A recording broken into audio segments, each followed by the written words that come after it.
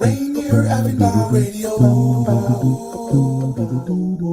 Your community radio station will provide you with more information. Rainier Avenue Radio. You probably have questions about COVID vaccines. Here are some answers about how they're being made. How are COVID vaccines being produced faster? Usually, vaccine testing and production are separate steps. But because of the pandemic, vaccines are being developed on parallel tracks. So both steps are happening just at the same time. How are the vaccines being tested? Right now, several different COVID vaccines are in testing. Each go through multiple clinical trials with up to thousands of volunteers. How do vaccines get approved? Not all COVID vaccine versions will make it to the final stages of testing and approval. Produced vaccines that do not pass clinical trials will be destroyed. But for those that do pass, a team of medical experts will examine test results and possible side effects. If the vaccine is effective and safe, it gets approved and gets to you. Go to covidvaccinewa.org to learn more. A message from the state of Washington.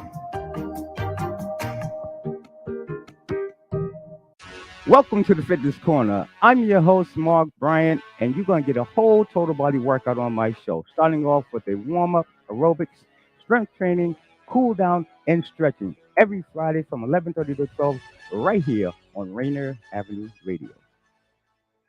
Hi, it's your favorite Rainier Avenue Radio host from the Clean Greens Living Live show.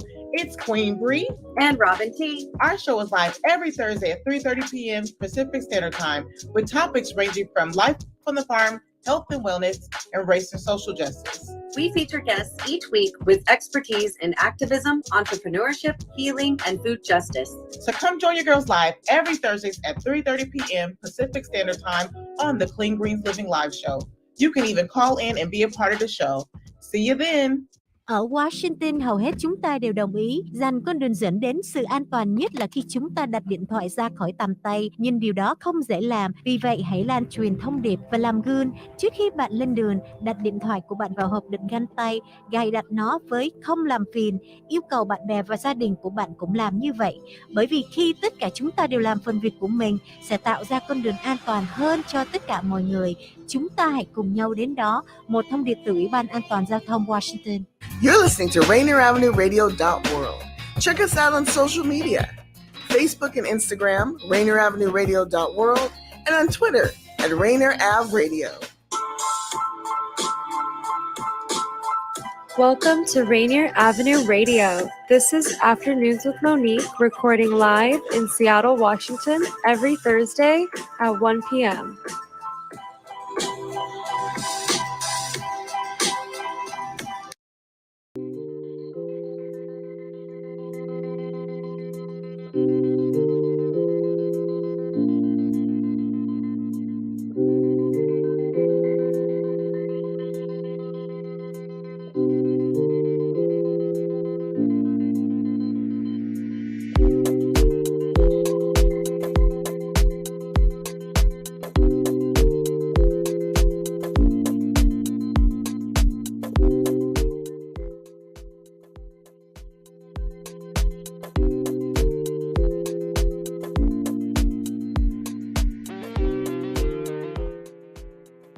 Thank you, everyone, for tuning in to Afternoons with Monique today.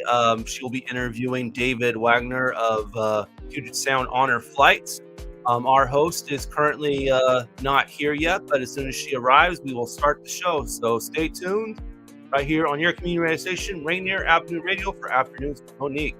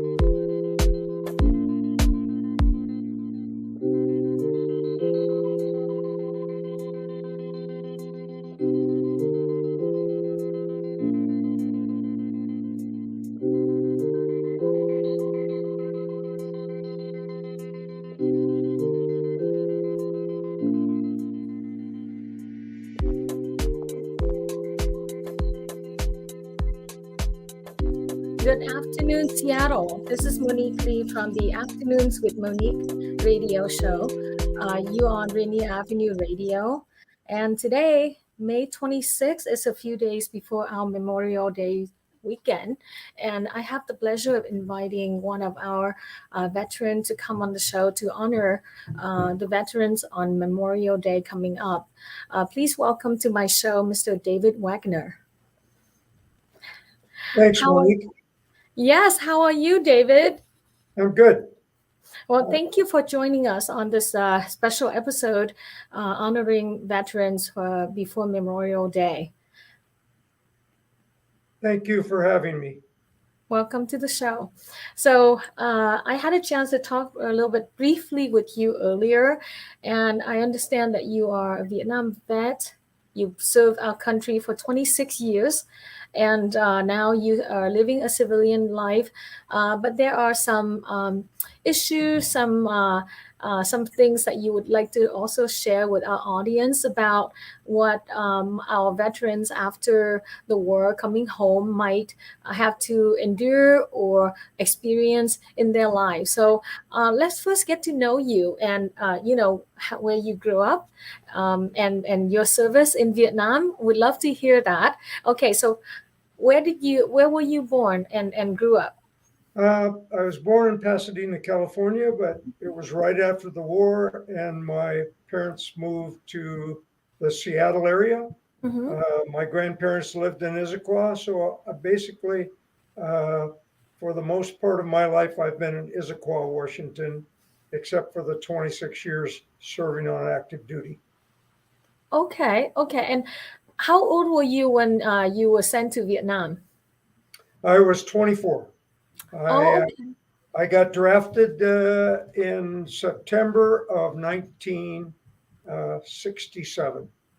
67. What were you doing at the time? So you finished high school and finished college. Mm-hmm. And I had taken on a job in the summer driving for a company called Metropolitan Transit here in Seattle.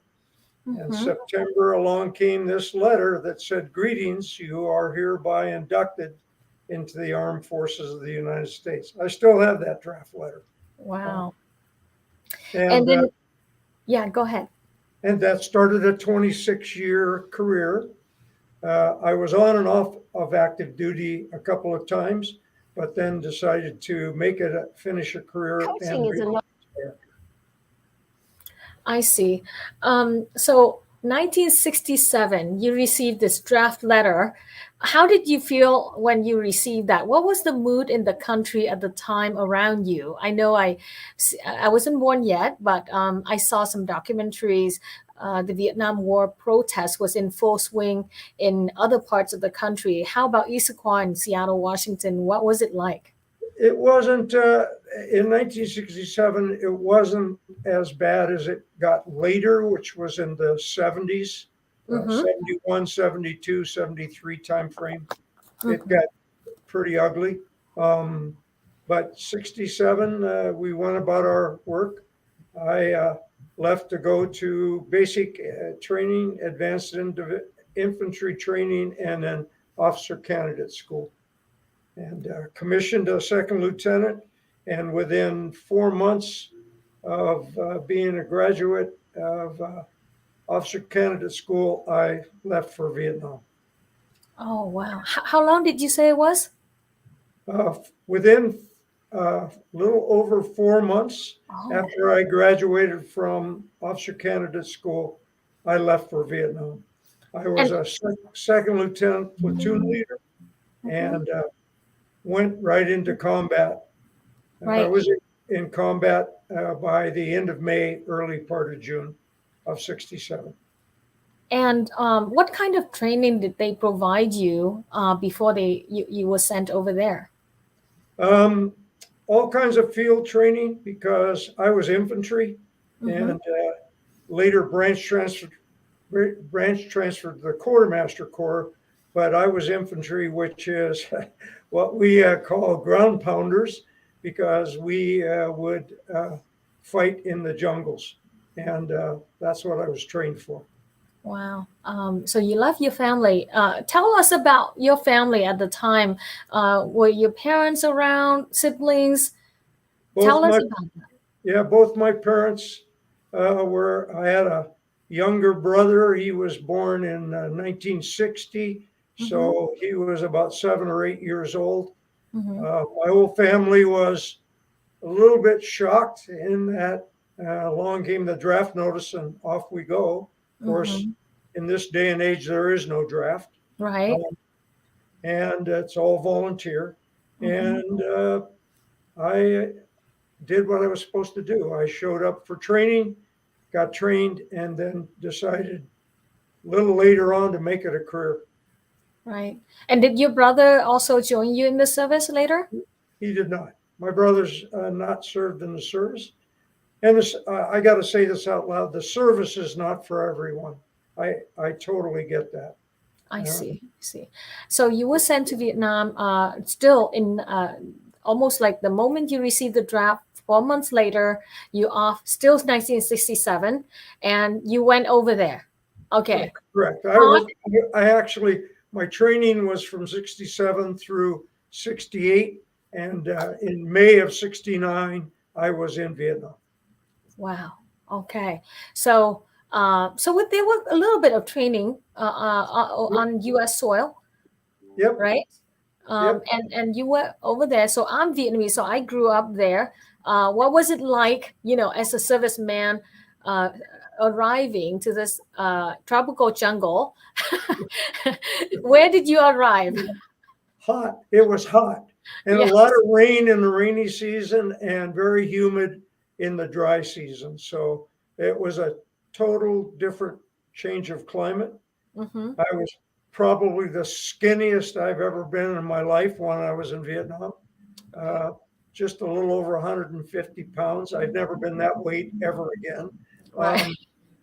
And very hot, very humid. Right. And how tall are you? I'm 5'9". Okay, so 150 pounds. So kind of a lanky, skinny kid in Vietnam. Okay, I can have a visual of that. And I can understand. I came back to visit after I have lived here for 20 some years, and the weather was just crazy. It kind of affected immediately. You just feel the heat blow in your face the moment you get out of the air conditioned, I'm sure, airplane and airport, right? Yeah. No air conditioning on the ground. That was not really any fans either. So that was my second exposure to being in heat and humidity, because I trained down south in Georgia and in South Carolina. So I was used to the humidity, but nothing like that. It was right. Yeah, 101. I think when I came to Saigon as an American in 2002, after having been here about 12 years or so, I couldn't get used to the heat. I mean, it was just a little bit miserable. Yeah, because I'm so used to living here now. Right. And the country at that time was your country was at war. Of course, I said that wrong because you're now an American. So it's our country here. That country was at war. Right. And so there were a lot of places that were not safe, and we had to live accordingly. So right. And when I see movies or documentaries where I see armed servicemen wearing all those gears, are you kidding me? All of that weight and the heat. I don't know. I mean, I have such admiration to the vets that went there. Yeah, I truthfully, I couldn't do that today at my age, but it was we carried every day somewhere in the area of 30 to 40 pounds. Most of it was in our ammunition, and a lot of it was water, because that was the only way we could stay alive out in the field. Right. Hydration. Having water. And it wasn't chilled water. It was warm water. So In those canteen, right? Correct. In the canteens. Yes. And sometimes we'd get care packages from home, and we would get little packets. You maybe remember, maybe you don't, like Kool-Aid. And we could be able to mix up Kool-Aid, which was a little bit of flavor to that water, but it was still warm. Wow. Yeah. So how long were you there in Vietnam? 1 year. I got a 21-day drop, so I came home a little bit early, but 1 year. Oh, And okay. I was wounded, minor wounds twice. But the big thing about wounds over there of any kind, because of the humidity and because of the temperature, you had to constantly worry about infection. Yes. So I they yes. doctored you up pretty good.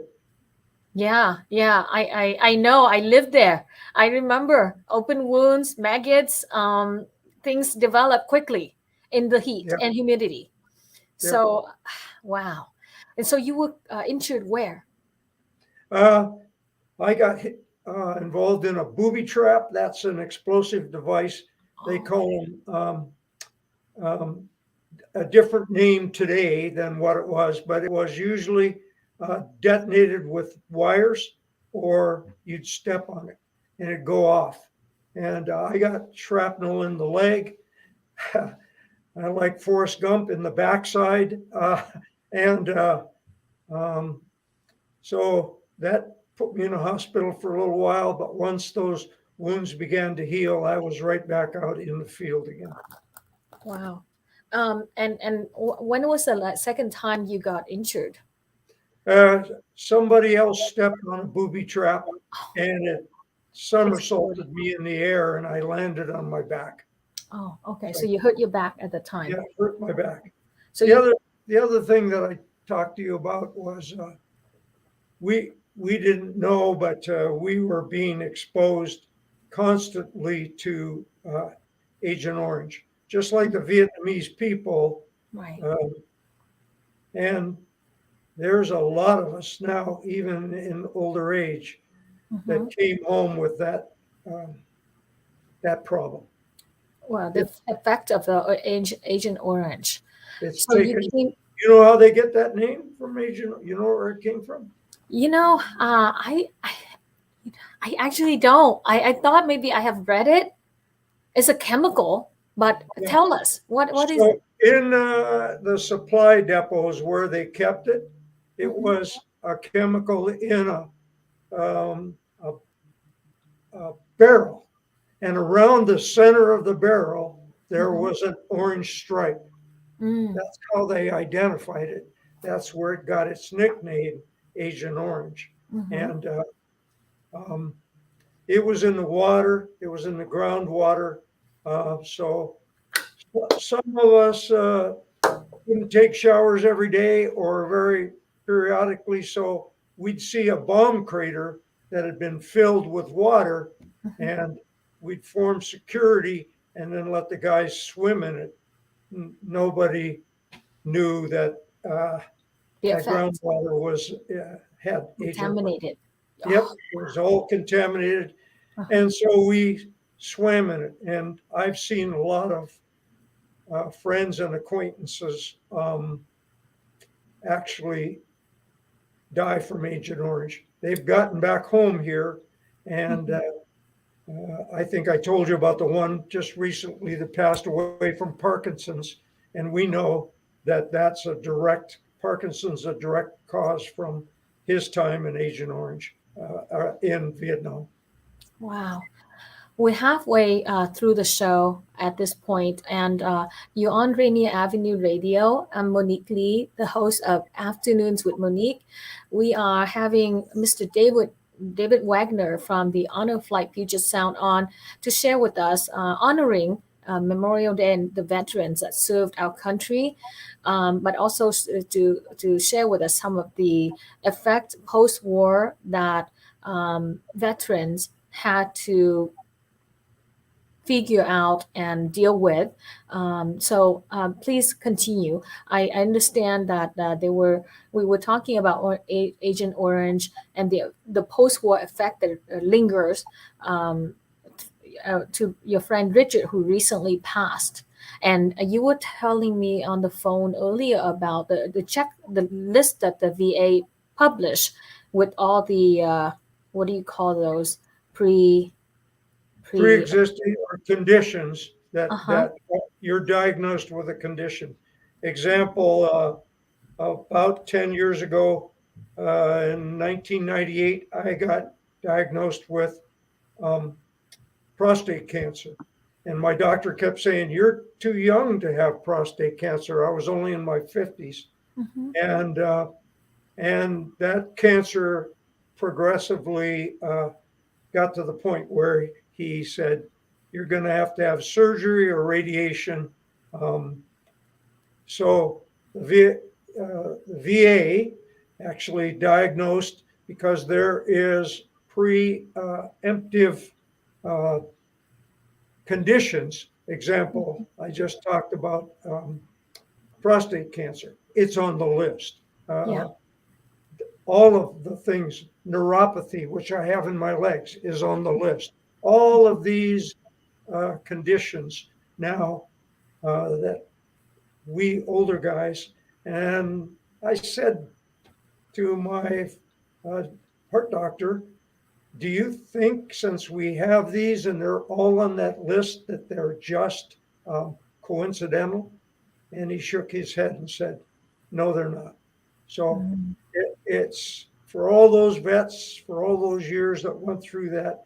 And my heart really goes out to the Vietnamese people who still live there, and some of that's still in the groundwater. And you go, this breaks my heart, especially if kids get it, it's. Yeah.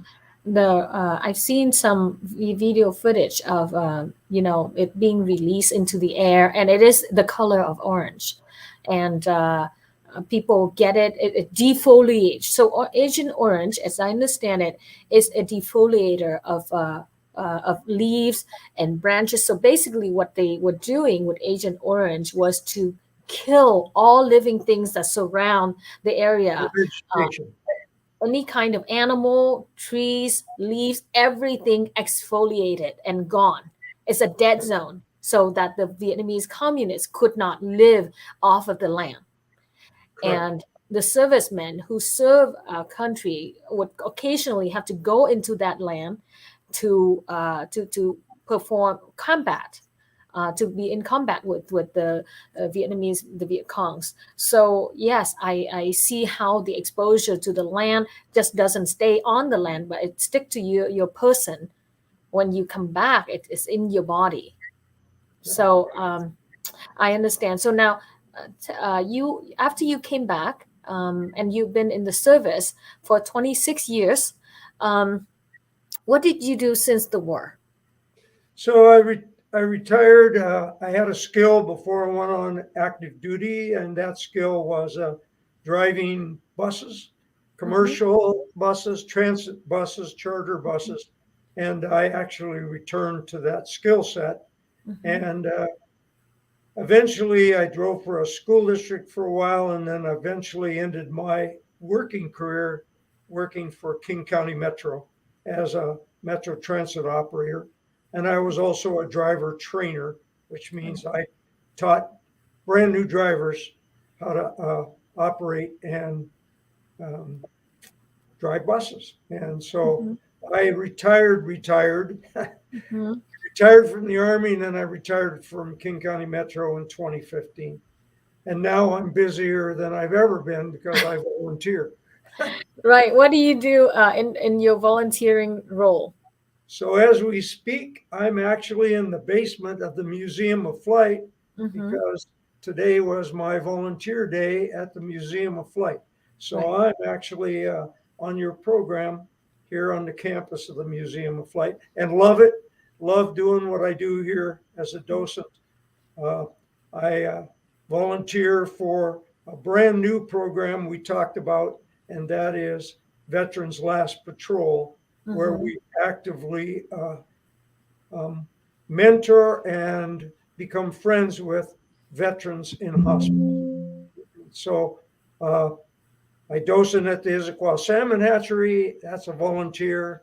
I was just recently on the board of directors for Puget Sound Honor Flight, but because of health reasons, I had to step away from that. Great organization, taking World War II, Korean War, and Vietnam vets to Washington, D.C. at no cost, so they can see the memorials built in their honor. I just a little over a week ago got back from a trip back there, and it's so touching to see these gentlemen and ladies see Washington, D.C. for the first time in their life, to see all the monuments and memorials built in their honor. So busier now than I've ever been. Wow. Even though in retirement, I was looking at your biography. You were awarded several medals, the Legion of Merit, the Bronze Star Meritorious Service Medal with oak leaf cluster, the Purple Heart, and Combat Infantry's Badge. You have served our country honorably, and my hat's off to you. Thank you so much. I wish I could have more time to share with our audience more stories about you. We still have about 3 minutes left, and I know that you retired from King County Metro, and you serve right now as an officer for the American Region at Renton Pickering Post number 97, and right 79. Right, 79, Sorry. right. 79. And you are also a life member of Veterans of Foreign Wars for 30 plus years. And you have served as a commander, senior vice commander, junior vice commander, and quartermaster of Post 3436 in Issaquah, Washington, and service officer of VFW Post 3436, and service officer in the American Region. So, your life is very connected to all your servicemen, helping them and connecting with them and supporting them. So this is a very, I would say, new thing. I didn't know about all of these services that veterans, all the support that veterans, well, actually, they may be getting and some are not getting. I've read some stories about that in previous episodes. So in general, I feel like the veterans kind of support each other more and rely less on outside people, although you guys probably would like to reach and have governments and the community be more aware and support your fellow veterans that came back from the different wars. All of the wars, not just Vietnam, but all of the wars. Yes. Right. So on a flight of Puget Sound, how often do you fly over to DC? They go four times a year: April, May, and September and October, and take about 60 vets a trip. This last trip we had 2 weeks ago, we had 46 vets fly. There were a mixture of World War II, Korean War, and Vietnam vets. And the family members were also invited to accompany the vet to DC because some of them might be in a wheelchair and some of them are elderly. Am I correct? Yes, but there is an issue with the wives going, because the wives are at the same age the vets. So if you take a World War II vet who's 90 and you take a wife, now you have two 90-year-olds. People don't have to take care of. Yeah. So usually it's the vet and a younger grandson, daughter, and we get an opportunity to meet the families.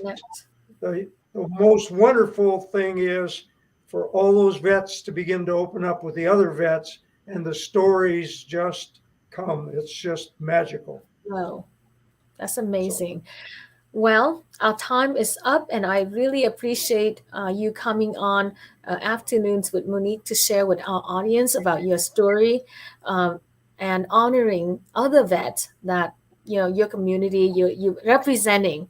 So thank you, Mr. David Waggoner from Honor Flight of Puget Sound, to come on and share with us your story today.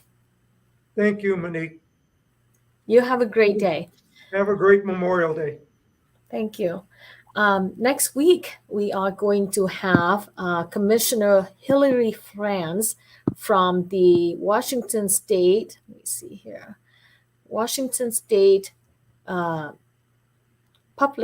Commissioner of Public Lands, Hillary Franz, will come on my show to share with us her story and some of the projects and issues she's working with. So please stay tuned for the next episode of Shattering the Glass Ceiling with Brian Gregory as a guest. Have a great afternoon, everyone.